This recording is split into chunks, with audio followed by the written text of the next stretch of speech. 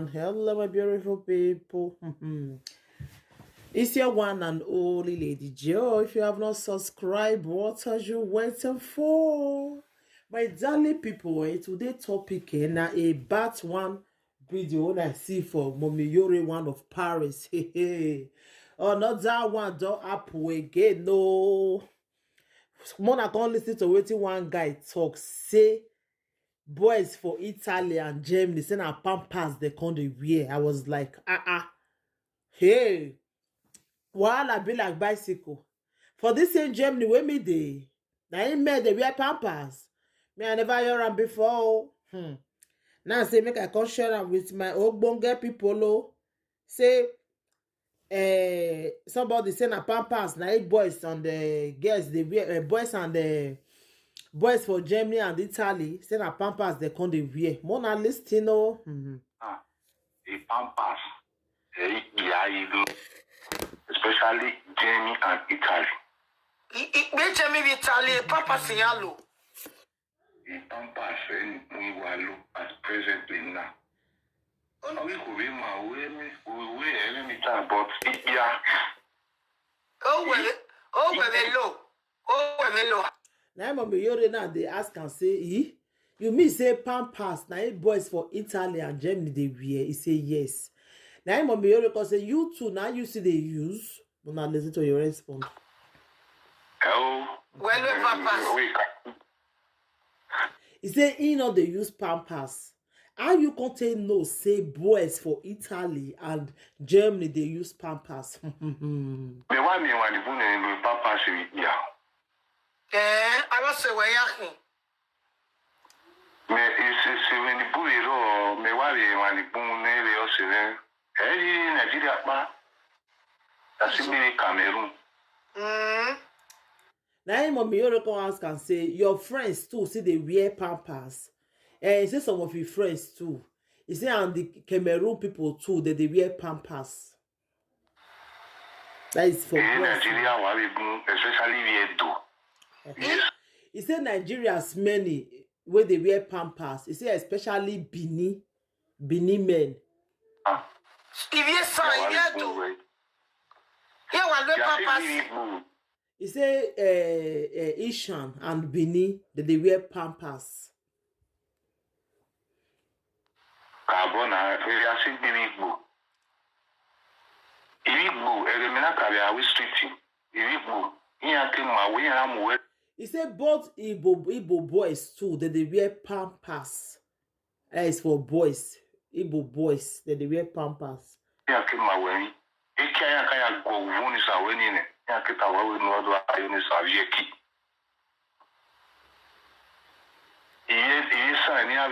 He said before Igbo go show you road, see how they make money, they go first use their John Thomas take go your nyash for you first before they go help you. But we do need to any amopomafia weki, but any awari unisala people were vandalizing. He said that Benin boys where they those one go you carry their nyash put for outside. Oyibo go just they help them they go hold the nyash for them. Now it's Gwali. Italy, Germany, Italy and Germany. The one way indoor use the OITC. Now be Italy and Germany. You never see for another country may not go lie. There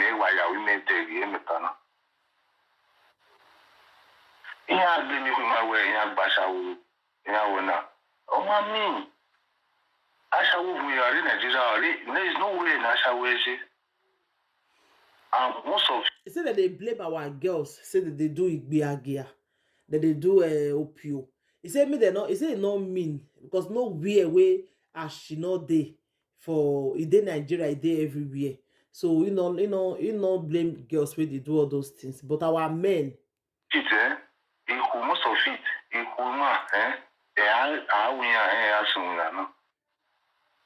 due to the condition. He said many of our girls when they do Igbiagia, he said not be their eye that they think they do one because they don't see something for life, you understand? So now they make them, they do all those things now suffer concern. But our men may not know the reason why man go just sit down say that in she want come they do. Na you come they give oyibo all the name of say in they do shorty. You go begin they give oyibo in yansh make they go horror for him.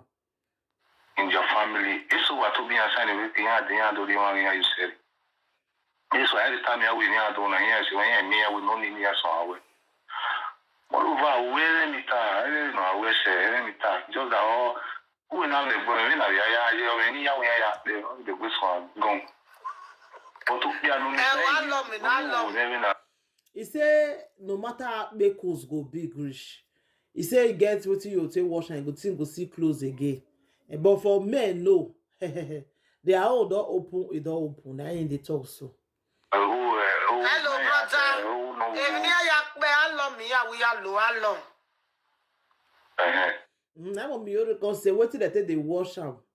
They are bakers way they tight. Say na how long that they use. Me I never hear them before. Yeah, what alone,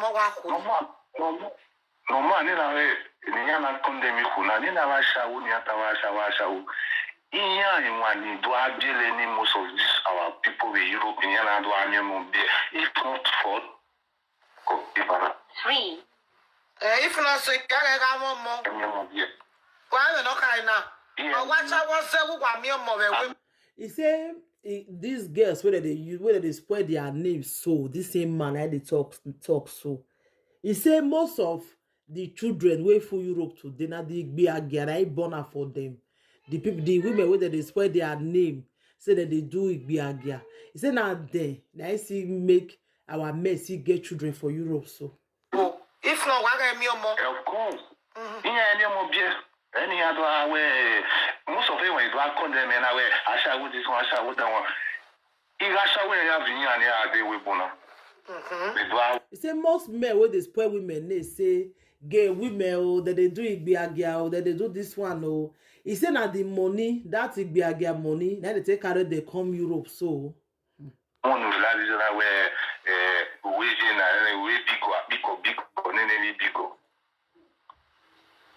Iya ni one ya Igasha we mula we bona ama mu Igasha we mu ya dey ya we ya gbon ya agbere ya agbere wa. You know, one more is the get it where I'm at.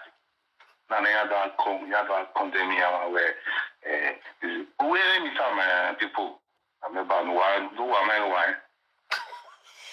If we are showing no what on no. He say bakers not get meter. So when they not they spoil women again. No woman will not be Igbiagia. Now in the try to talk so.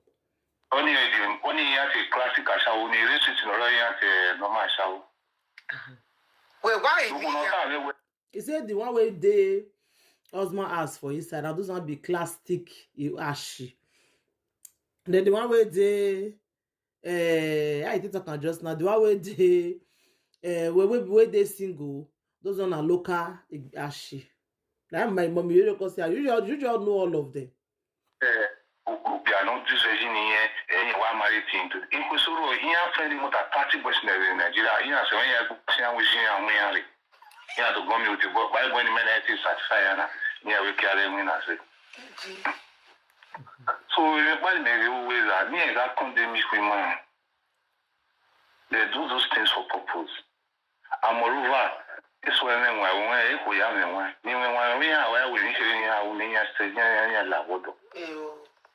See, he said not be all women get sense. See some women will get sense. Be say if you do this works more, he go enter husband house.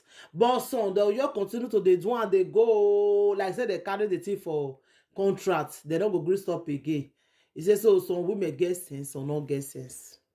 That you who need most of our name, he has no man we were and any pay any no ya are you who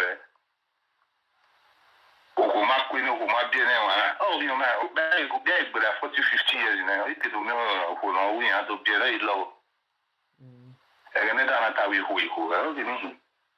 He said if not be our women, many men for suffer. You don't get documents, you don't get paper. Now those people want to display, those women want to display their name. Now go come see help now, put on for house, give on a document. Say if not be them, how they for do for this Europe. Then they try to talk. Say me they not dey spoil women again. It's not good.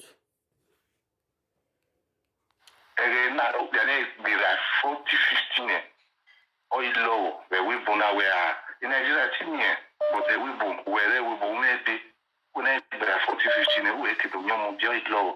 Oh no, we are not being oil low. So we are happy there. We need to condemn him. Okay. He says so our women they help our men for Europe. May they not they condemn our women again. He said our women will they read the help una well. See so may they not they spoil women name again. They help most of our men. But they have actually in the morning we are very advanced. Idarina. We were winning a coup. Everywhere now. The Pampers, Pampers. You see our men what they do like women and they come for Europe now. Now Pampers all of them now all of them they use. Pampers, mommy, okay, Pampers. Then I'm mission, you know, we are winning. Maybe I see one mission like 4, 5 people name. Now I yes with Napoli, yes with Padova, yes with Jenny. You are mission here, but it's not because say they not they measure name. If not for measure some of their name for year. He knows some for Germany, he knows some for Napoli, he knows some for where in there. He say if not for measure their name, make Mommy Yore it go shocktalize. That man about mission here the last year. Oh yeah, to one. Oh yeah, to that one. Oh yeah, to Bataki, me watana. Era oh yeah, to enya no re do gbejo bo no me ko ni tima o. Mommy, if we do Bataki. Mommy Yore they ask and say sure say they be really Bini. Not be all those ones where be say they can't do job for Benin, they can't give him a beleo. He said no, he said they be re Benin, my darling people.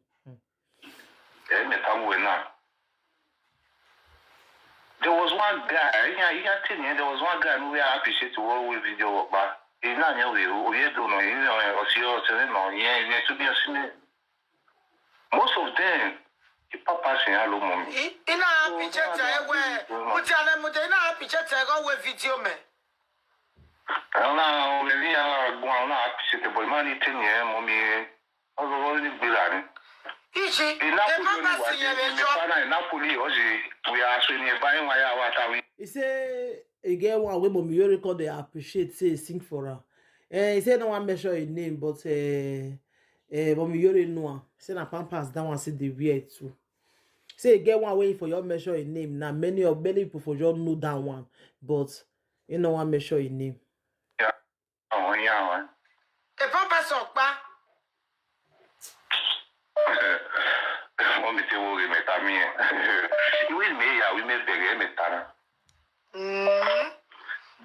Digo ni yangi kwa no na. Yeah, I para de ko yimo. Iwo yimo ya try. He say Mommy Yore say which money did they look for? So the video too long and not go fit play everything my darling people. So anything we wanna think about this video, say it good may they use Pampers or it not good. Wanna leave on a comment for the comment section. Thank you everybody. Take care. Bye. Share the video, let the video go viral. Bye.